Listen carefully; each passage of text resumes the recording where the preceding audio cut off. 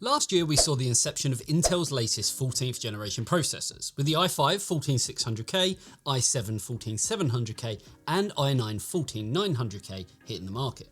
And while there were some small changes, we all knew that it was a refresh of the 13th generation, and the gains to be had weren't going to be huge in the grand scheme of things.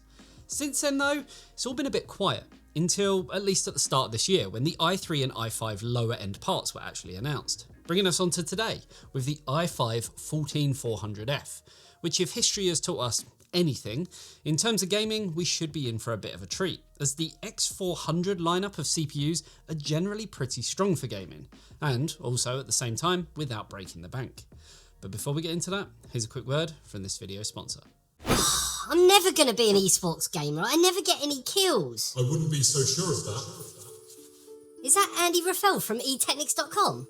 Yes, my son, it is me, Andy Raffel from eTeknix.com. What are you doing here? I'm here to bestow upon you a gift that will transform you into a true gamer. With a 24.5-inch Full HD screen, 240Hz refresh rate, 0.5 millisecond response time, AMD FreeSync Premium, and height adjustability, you'll be gaming in the big leagues in no time. Thank you. No problem, my son. Why don't you check out the link in the description below to find out more. So being part of the 14th generation, we are again, much like the higher end SKUs, looking at a refresh today. Compared to its predecessor, the 13400F, not much has really changed. Sporting the same 10 cores, which are made up of 6 performance cores and 4 efficiency cores, with the performance cores of course incorporating hyperthreading, giving us a total of 16 threads. So, as I mentioned, no change there. What has changed though is the speed of the cores. The efficiency core's base clock has remained unchanged at 1.8 GHz and the same for the performance cores at 2.5 GHz. But it's the boost speeds that have actually seen a small bump, with the efficiency max turbo frequency now sitting at 3.5 GHz, which is a 200 MHz increase from 3.3 on the 13th gen. The performance cores have also seen a bump, but this time only by 100 MHz from 4.6 to 4.7 GHz on the max turbo frequency. Beyond this, those are the only changes. We still get 20 meg of Intel Smart Cache, and the 14400F still has a 65 watt base power that can go up to 148 watts, much like we saw on the 13400F. So essentially, we have a slightly overclocked 13400F. So you have to ask if those small increases are actually worth it. Well, if we look at the price, it's actually good news. Both processors launched for the same price, and while the 13400F has seen some small amounts of movement, it can now be had for $206 US, while the 14400F will set you back another, are you ready for it? $4. That's it. So $4 for 4% higher frequencies. Now, I'm not going to kind of say that you're going to get 4% extra performance because it just doesn't work like that. And other things are still at work, like the Silicon Lottery. Though we did find that the 14400F was stable with 7400 MHz memory speeds, while the 13400F only managed to boot and be stable with 7000 MHz speeds. But again, this could be luck of the draw with Silicon Lottery. And if we had a different 13400F and 14400F, we could find them supporting different speeds due to the integrated memory controller. So, getting on to the good stuff and taking a look at performance. For our testing, we used our Intel-based test bench consisting of an Asus ROG Maximus Z790 Extreme motherboard with 32GB of Team Group T-Force Delta RGB 7600MHz CL36 DDR5 memory. For our Zen 4 bench, we used the Gigabyte X670E Aorus Master with 32GB of G-Skill Trident Z5 Neo 6000MHz CL30 memory. And then for Zen 3, we used the Gigabyte X570S Aorus Master with 32GB of Kingston Fury 3600 CL16 memory. All of our testing was done with the Inno3D RTX 4090 iChill X3OC to alleviate any bottlenecks, and the latest version of Windows 11 was used. As this is a CPU review and we're looking at CPU performance, we are focusing on 1080p today, as this is where the CPUs are typically at their highest utilization. And our main focus is going to be on the increase in performance, if any, over its predecessor, the 13400F. Also, if you want to see all of our charts, we will be putting them up onto our Patreon, where you also get access to a ton of other cool and exclusive benefits, as well as helping to support everything we do on the channel.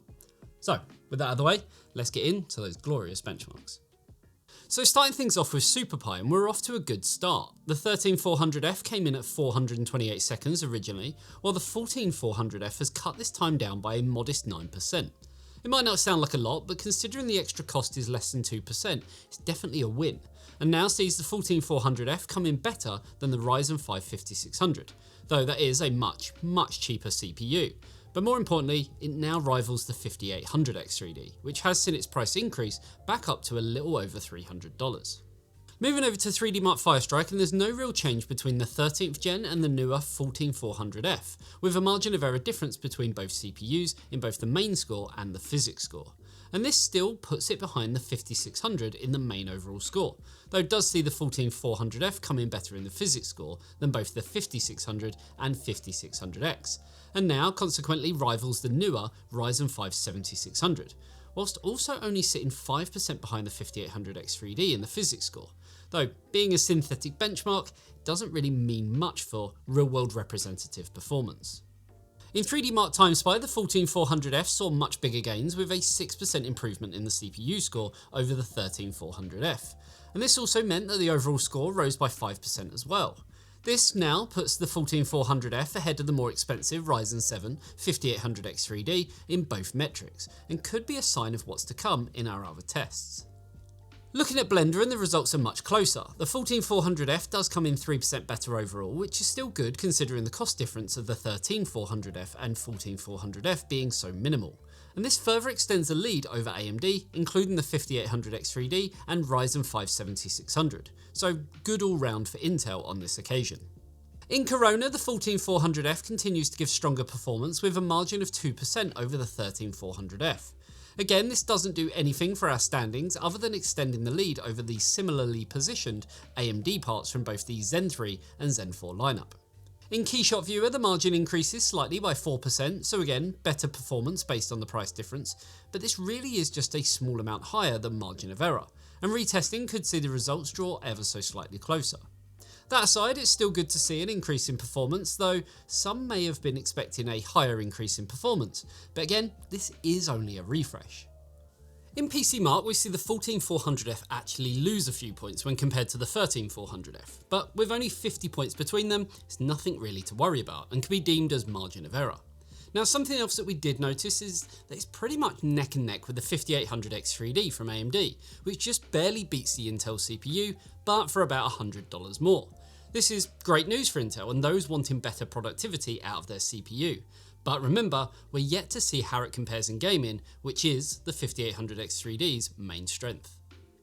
Then in Geekbench, the single score actually has both the 13400F and 14400F evenly matched, with a 0.3% margin, so margin of error, which retesting could see both CPUs trade places, so nothing really much to talk about.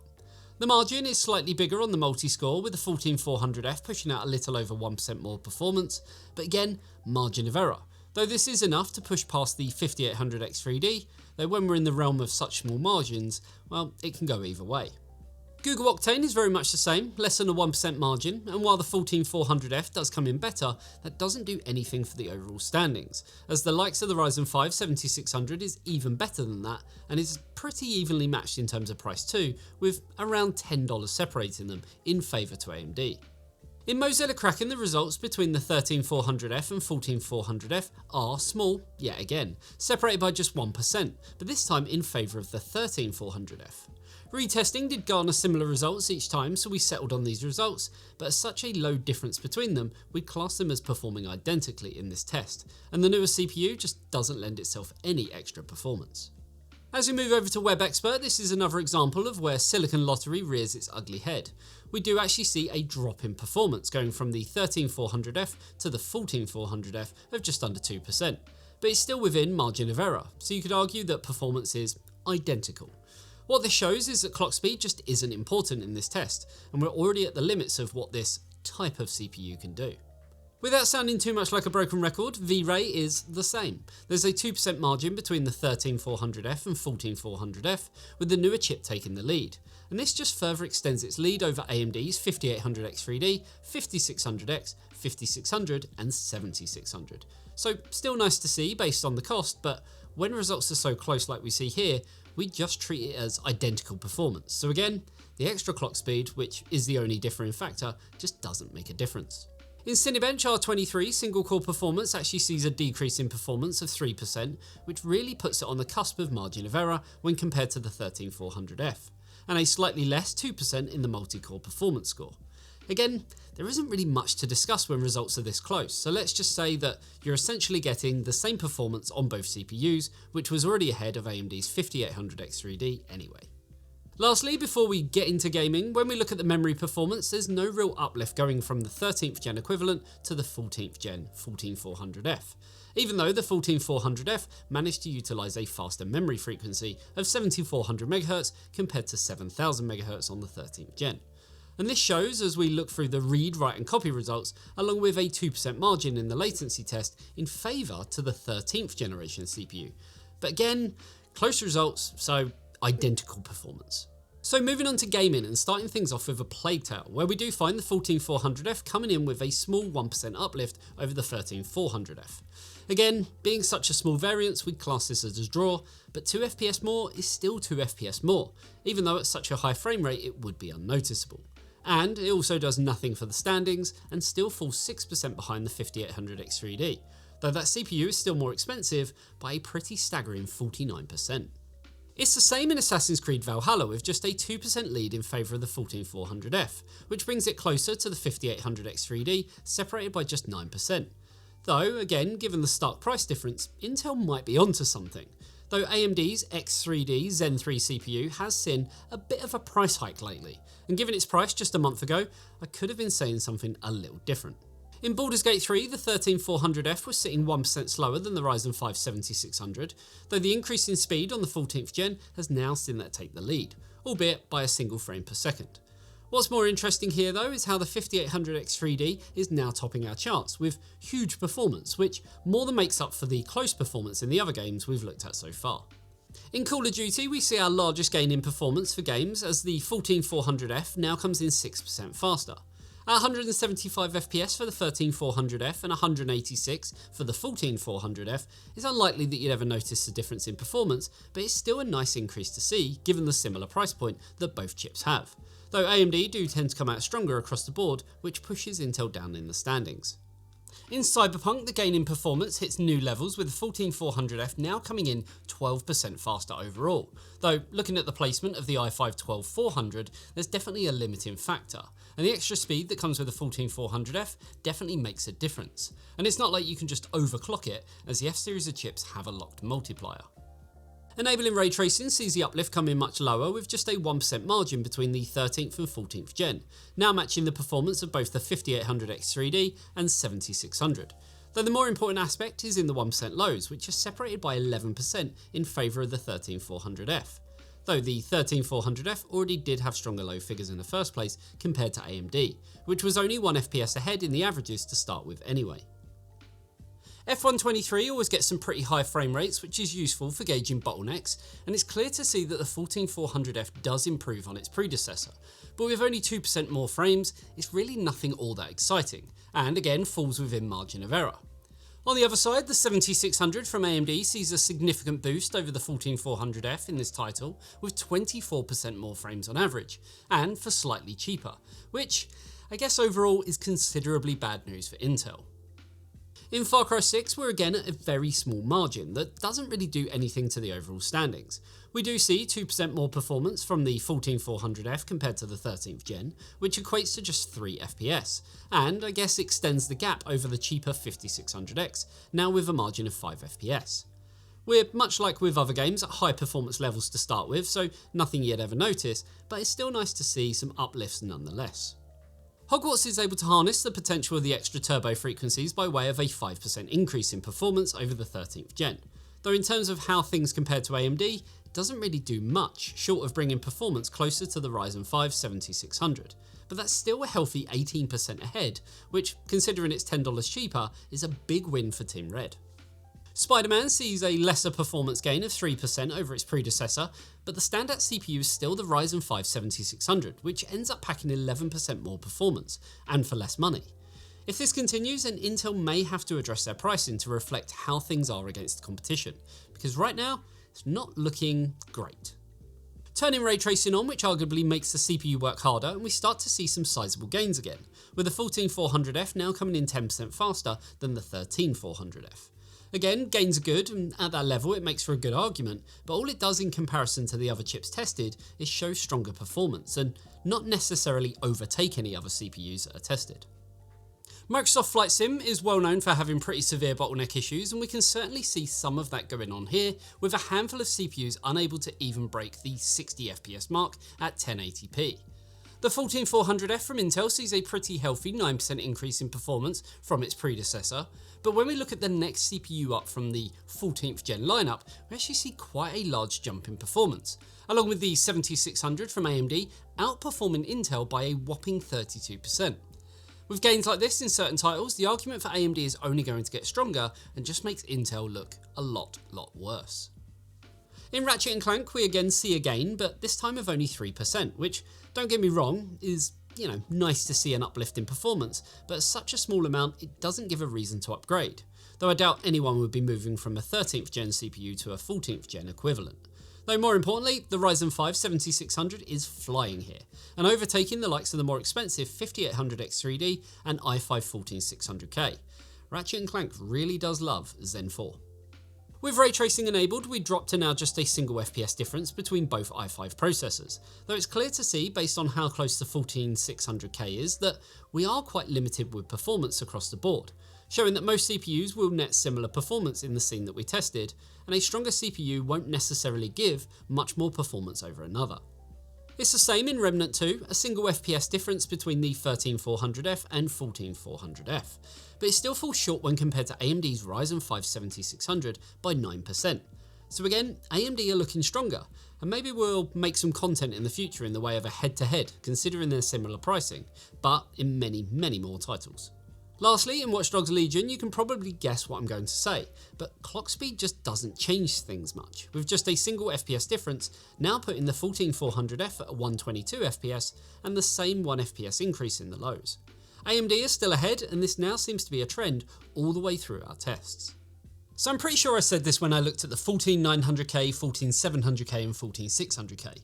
When looking at refreshes, it's very hard not to lose my mind, because the performance gains are generally pretty small.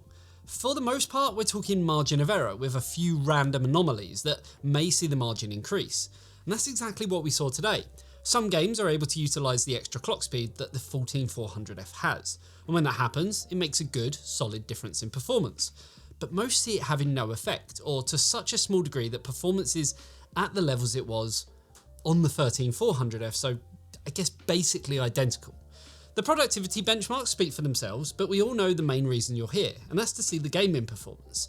And I have to say that the most interesting part is definitely how things look when comparing Intel to AMD, because AMD do have some very strong products, and mainly on the gaming side of things, with the standout chip today clearly being the Ryzen 5 7600, which was consistently ahead, and in some cases by quite a big difference.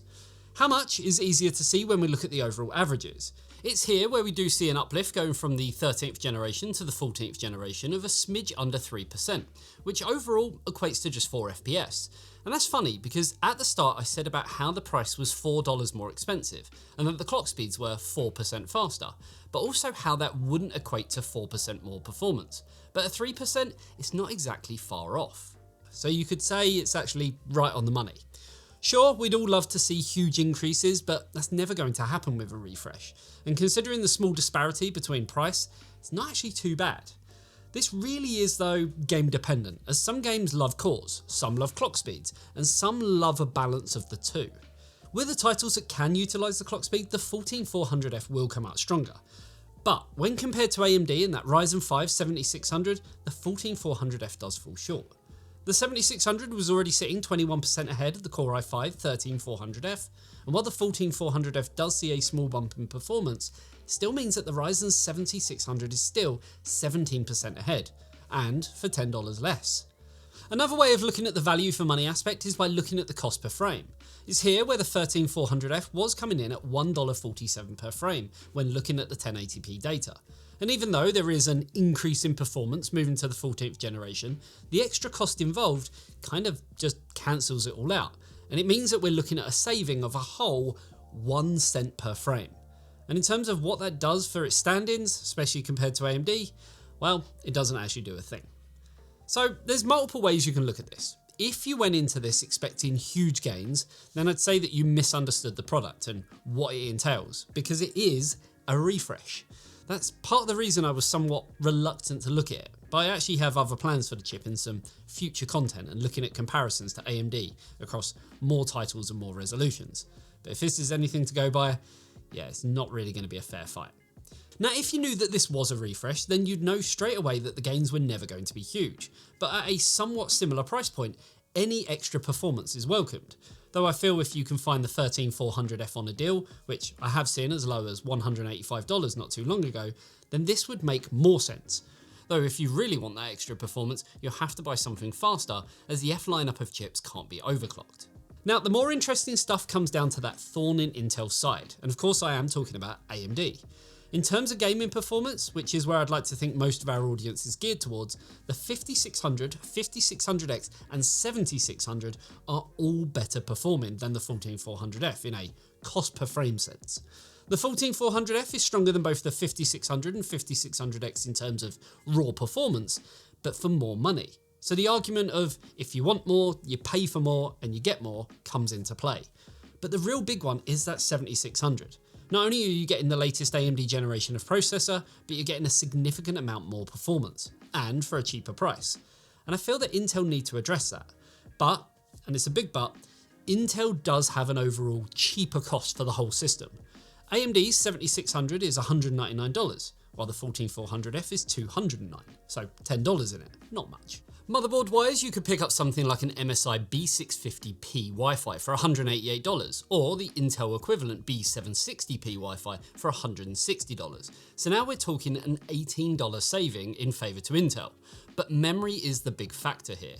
You can pick up 32 gig of DDR4 for as low as $55 right now, while the equivalent capacity DDR5, which is what AMD can only use, is almost double that. So that's where the overall savings come in, meaning that the 7600 based system will cost you around $50 more, as long as you're going for a DDR4 based motherboard. Whether the extra performance is worth that to you for that extra cost really comes dodown to the individual, because if you're looking at the 14400F to start with, I'd probably hazard a guess that you're on a budget, and $50 could actually be quite a lot more money to some people. So yeah, I guess it's a tricky one, depends on your needs and depends on maybe you've already got DDR4, so you could utilize that and save some money. Maybe you're not ready to make the jump up to DDR5, and I think that's probably the biggest part of it all. So there we have it. The results speak for themselves, and in all honesty, things lined up exactly how I expected them to. The X400 series of CPUs are good in terms of performance, but yeah, there's just that sticking point where they are able to rival the AMD 5000 lineup, but AMD have evolved since then and are the cheaper of the two. So unless Intel are planning to drop their prices, if only by a little, I fear they may lose out on quite a few sales because of it. And that's going to wrap this one up. Hopefully you enjoyed the video. If you did, a like and a sub to the channel would be amazing. Also, if you love what we do and the extreme amounts of hard work that we put into these videos, then you can help support us over on Patreon. You'll get access to the charts, exclusive behind the scenes content, bi-weekly game nights, meetups at the eTeknix offices, and much, much more. The link for all that good stuff is down below. Thanks for tuning in. I'll see you in the next one. See you later, guys. Bye-bye.